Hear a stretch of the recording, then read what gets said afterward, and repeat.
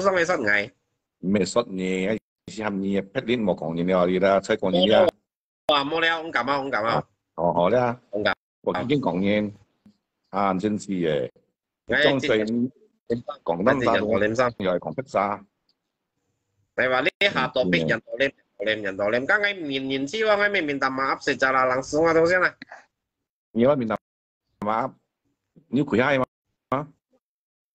你係用嘅你，啊，做咩講結果？咩佢係啦？學習人係猜過嘢，冇見講嘢。係話人度黏生啊，人度黏生啊。iklan sekarang Yantolim. Jadi di Aceh kong ate ada Yantolim dia sempat kong Aceh ya. Aceh ini sih kong jini jadi Yantolim kong Aceh yongnya pauji jini mai to. Ketika itu dia ternyata Aceh itu dia caca kaki hoa xong jalan kayak dia. Itu tuh saatnya Aceh kodain dia yang Yantolim講阿姐先應係咯，阿姐都冇講嘅。小呢幾日ternyata Yantolim 講咩啦？邏輯確樣啊！啦，家都冇人講啦，Yantolim 認真咧，一小教係嘛？未xong啊？bà dạy tâm nhị cháu trường hả nhị hay ngắt tủ cái thiếu thùng à nhị hay ngắt tủ chỉ cái thiếu thùng nhị ăn tiếng ngày còn mà cái à lah, ngay hiểu tay đấy, nhưng ngay secara kasar, secara itu ngay tetap thangsit lah. Bà dạy tâm chứ. Bà dạy tâm nhí phải ăn thằng mới giờ thằng như tiếng ai sẵn còn mày hả? Nhí hổ聪明啊，聰明啊。他俾啲人使面蒙先，銀章咪使。啊，這下教啊，苗下了。苗下了啊，這ăn。阿生，bà dạy tâm nhí同阿撳啲豬肺面落去啊，cái豬肺面都撳落去啊，nhí ai cả sáng đầu thì bà豬肺面nhí ai cả sáng đầu thì bà，知啊？冇啦，唔撳啦，就係見到先見講，意思就先講阿生嘛，你真小狗講阿生，佢講阿生咪啊，姐，佢講阿生咪。nhí à, bác chạy ngay cả ngay block nhí à, nhí ai block ngay nhí họ block ngay nhí mấy block ngay chạy các ai block nhí à, ngay mới cả nhí ngay mới con nhí à, chỉ bài miệng, ngay mới thảo nhí sang. Ồ,這nhí block cái人道理嘛，姐哈。ngay cái block kia đó kia hay ngay敵人啊，香港人講敵人啊，知嘛？kia咧，其實呢啲講法啊，佢講包醫院嘢，呢就係我生嚟人道理，呢就係香港買啊，嗌啊咧出美人計啊咧係人嘅災啊，人嘅災大嘅別部啊，少呢啲啊，豬肺面啊。哦，用見下。Yantolim dia ngi di blok Aceh bloknya, jadi song tet ini sen song Aceh yang song yang hiểu à. Thế cái miền về ăn chẳng thế dùng mấy phần đá bắn thế?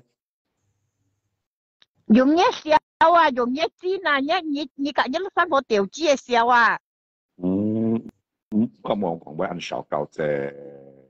Có lẽ thế. Ngay cả như còn à bác phải, ngay cái hàng ngay cả như còn à như ngay cái giờ các ngay bộ kịch như ngay mà ta như tập hình như vậy như Thái Quốc khẩn thì như na. Các sáng đó anh thấy cô bảo như có cái nhìn như là như ăn bột bún chỉ như其實我哋幾位家都冇講咗按樣講咩啦，咪就係等年輕人冇用話電錢嘅啫，電錢嘅咪就係等呢啲按手教，咪就係打你冇用講嘢電錢嘅，冇買幾隻按手教啫，戰中銀行用講咩啫？Kita jadi nggak bisa naik. 係吧？按手教啫，用講咩啫？人道理先生啊，這個係人生要素。Jadi Aceh ini人道理嗎？唔係。哦，唔係啊，一個係啊。Aceh唔會話就係答莫逼嘢戰嘅。你啊，我就一看緊啊，你啊，唔係啫，豬腳。哦，咪就等豬腳。話為得啲豬腳可能話你。你啊，乜仔豬腳啊？啊，咪就係擔豬腳啊！呢啲真我真在探血做位嘅冇面事啦，你阿生讀，你阿生頭傾嘛，你講幾隻阿生真係你啦，你探到你話阿生係咪真係一百倍嘅啦？冇你當咪有小呢啲啦，豬腳，咪就係擔。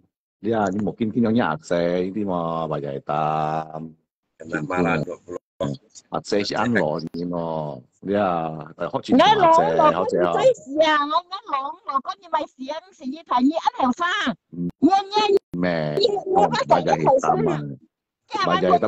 我就一隻小硬毛，冇點同你攞，一隻小硬毛。啊，他同我咪就擔，你想我咪就擔。